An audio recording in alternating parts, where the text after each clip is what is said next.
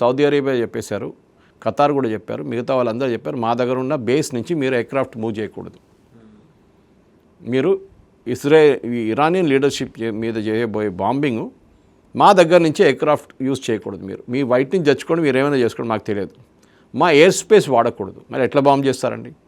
Saudi Arabian air space కాకుండా అటువైపు నుంచి ఎట్లా వస్తారు? ఇటు ఖతార్ ఎయిర్ స్పేస్ చేసుకుంటే ఎట్లా? సౌదీ చెప్పాడుగా మా ఎయిర్ స్పేస్ వాడమాకండి అని. Yes, that is the problem. ఎందుకు?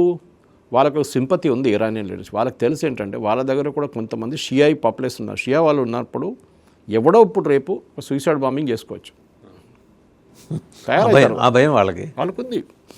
10 మంది ఉంటే చాలు కదా, చేసుకోవచ్చు. ఇదొక ప్రాబ్లం. మన దగ్గర చూసాం, మనం హైదరాబాద్లో ప్రొటెస్టు, చెన్నైలో ప్రొటెస్టు, కాశ్మీర్లో అయితే మనం వీ కెన్ అగ్రీ.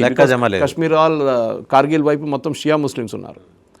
కానీ ఇక్కడ వీళ్ళేమన్నారు, ఇజ్రాయెల్ దగ్గర మేము మీకు మొత్తం ఇన్ఫర్మేషన్తో సాగిస్తాం, ఎగ్జాక్ట్ టు ద సెకండ్ మీరు అందరిని రెడీ పెట్టుకోండి. ఎందుకంటే 3000 కిలోమీటర్లు ట్రావెల్ చేయాలంటే 2 సార్లు రీఫ్యూల్ చేయాల్సి వస్తుంది ఎయిర్క్రాఫ్ట్ని. 200 aircraft flying in combination. Okay, ఎక్కడ కొట్టాలి, ఏది కొట్టాలి, అది కూడా పొద్దున పూట ఎప్పుడైనా మనకి ఒక ఎయిర్క్రాఫ్ట్ పార్లన్స్ తెలిసి చాలా పెద్ద రిస్క్ వాసుదేవన్ గారు. పొద్దున పూట ఎప్పుడు బాంబింగ్ జరగదు, ఎందుకంటే ఎయిర్క్రాఫ్ట్ స్పాట్ చేసుకోవచ్చు మీరు స్కైలో ఈజీగా. రాత్రిపూట అంటే చాలా డిఫికల్ట్ అది.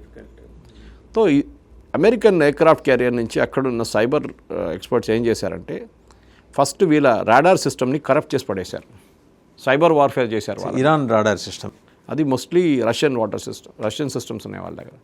దాన్ని మొత్తం కరప్ట్ చేసి పడేశారు. దీనికన్నా ముందు 11 డే వార్ ఒకటి జరిగింది చూడండి, ఒక కొన్ని 6 నెలల మొదలు 20. అప్పుడు దాంట్లో వీళ్ళు S-300 ఉండే వాళ్ళ దగ్గర ఆ టైంలో, ఇరాన్ దగ్గర. S-300 అంటే మన S-400 కన్నా ఒక వర్షన్ తక్కువ, లోవర్ వర్షన్. వీళ్ళ కరెక్ట్ వాడుకోలేకపోయారు, దాన్ని ధ్వంసం చేస్తారు ఇజ్రాయెల్ కంప్లీట్గా. ఓకే, సో వాళ్ళ దగ్గర డిఫెన్సివ్ సిస్టమ్ చాలా తక్కువ ఉండే, ఎందుకంటే ఎవరు అమ్మరు, యుఎస్ కంపెనీస్ అయితే అమ్మరు. కొనాలంటే చైనా దగ్గర నుంచో రష్యా దగ్గర నుంచి కొనుక్కోవాల్సి వస్తుంది. చైనీస్ సిస్టమ్ మనకు తెలుసు, ఆపరేషన్ సింధుబోల్ ఎంత బాగా పనిచేస్తుందని.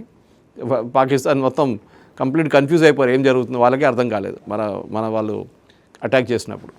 బట్ వాళ్ళ దగ్గర ఉన్న S-300 కూడా మళ్ళీ చైనాదే కదా. అది S-300 రష్యా దగ్గర.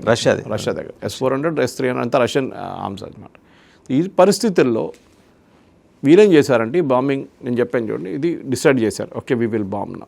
దానికి చాలా మటుకు ఇంటెలిజెన్స్ సిఐ దగ్గర నుంచి వచ్చింది. నేను చెప్పాను చూడండి, సిఐ వాళ్ళు పిన్ పాయింట్ ఈ టైంకి ఇక్కడ ఉంటారు. సో అమెరికా ఏం చేశారు, మొత్తం సైబర్ వార్ఫేర్ పెట్టి వీళ్ళ రాడార్ సిస్టమ్స్ని కంప్లీట్ కరప్ట్ చేశారు.